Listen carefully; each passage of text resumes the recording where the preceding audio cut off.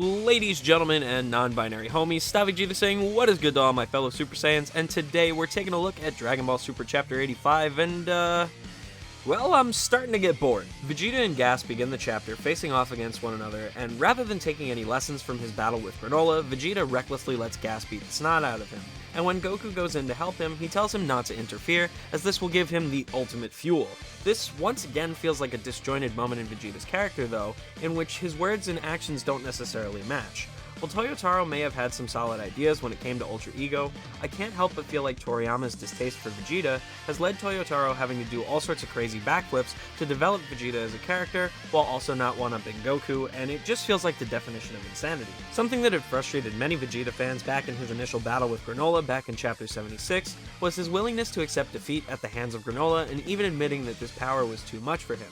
Yet, in this battle, rather than using this exchange to make smarter decisions, potentially fighting alongside Goku to not be so reckless with the damage he took, but also still building up his power, he spews out the same nonsense about being without limits, and then, well, falls to his own limits. And this is what I mean by his words and actions not necessarily aligning. Though we can see his strikes were effective enough that when he went for his penultimate strike, Gas covers his face in fear. However, once again, the damage Vegeta took led to a much higher toll due to Ultra Ego's risks rather than its rewards.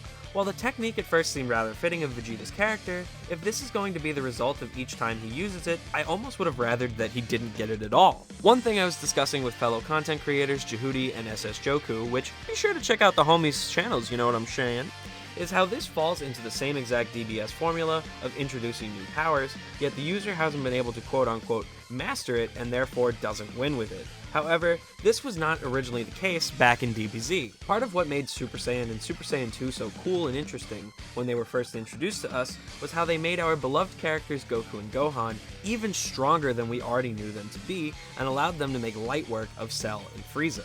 Now with Vegeta's battle, just like with Force Spirit Fission when it was introduced, despite him landing a few significant blows, Vegeta has done more damage to Granola and Gas's confidence than anything else, which, while still being impactful on making Goku's and Granola's respective fights with Gas easier, really isn't satisfying as a Vegeta fan or even as a reader. Vegeta goes on to tell Goku that he has found a way to make Ultra Ego his own, and Goku must do the same with Ultra Instinct. Yet it seems that Vegeta, despite his words, does not have the ability to finish the job as well.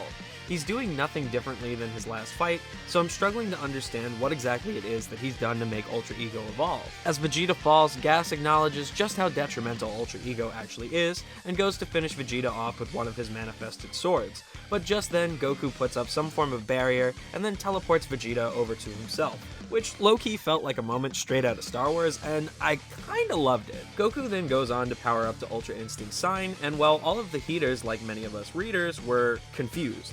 We know that Toriyama loves to write characters in two, so that this way when a fight is going on, there can also be some form of commentary.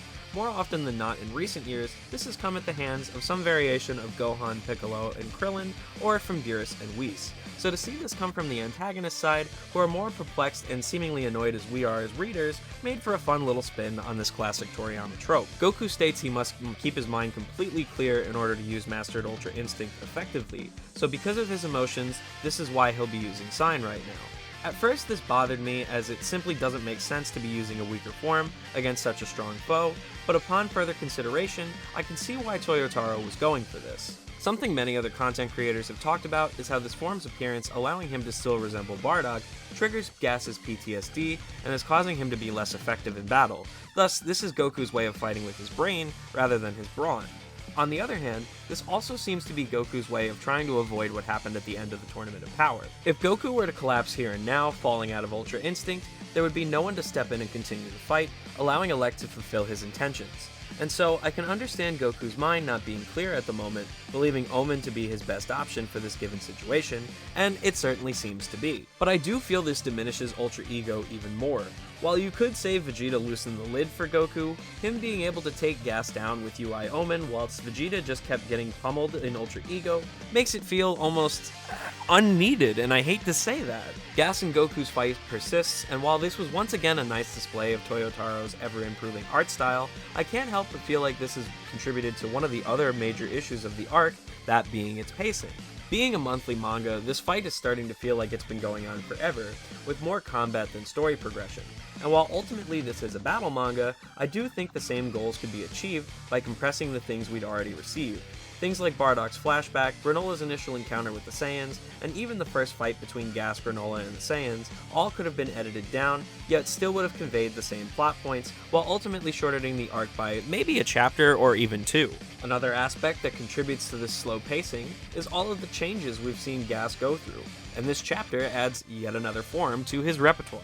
After Elec gets fed up with Gas's failures, he reminds him how this power was meant to be for facing Frieza, and that the Saiyans should have just been fodder. He shows just how ruthless he is, saying his only intentions were for Gas to further the Heaters, aka his own goals, and doesn't care much for whether or not he makes it out of these events, stating that this fight will be the last for Gas, and then we get Mummy Gas. I'm not sure if we're supposed to be scared of this new Gas, or if Toyotaro was trying to capture some of the originality that old Moro's design had, but at the end of the day, Maki's comment about Vegeta looking more like a zombie with his power can now be applied to Gas as well. I think ultimately, had we not been exposed to his Berserker form, I might have actually liked this form, but it really just feels like another reason to extend the fight to next month, when it feels like this could have easily happened in the middle of a chapter, rather than it being this month's major cliffhanger. Overall, it's starting to feel like this arc is really going around in circles, repeating similar sequences and events, all to introduce small bits of plot that seemingly take months to legitimately progress.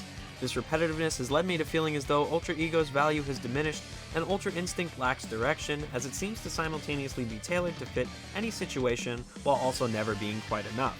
Anyways, I hope you guys enjoyed the video, have a great rest of your day, and I'll see you all next time. Peace out.